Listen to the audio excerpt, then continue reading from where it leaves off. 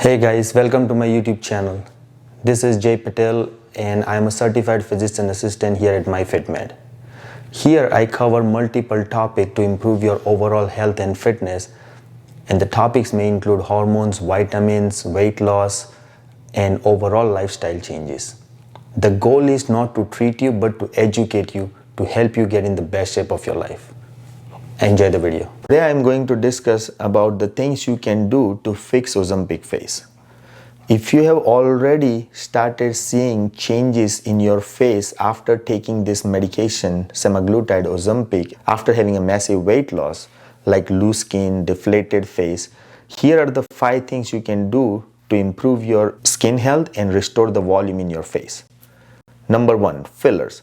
Hyaluronic acid fillers can decrease the appearance of fine line, improve skin hydration, and restore volume in your face. Second is PRP or platelet-rich plasma. When PRP is injected in your face, it helps build natural collagen. Natural collagen build up or fill the hollowness in your face to restore the volume. Third is RF microneedling. So radiofrequency microneedling can help tighten the skin and improve the overall sagginess. Number 4 is fat transfer. Transferring the fat from other body part to the face helps restore the volume in your face.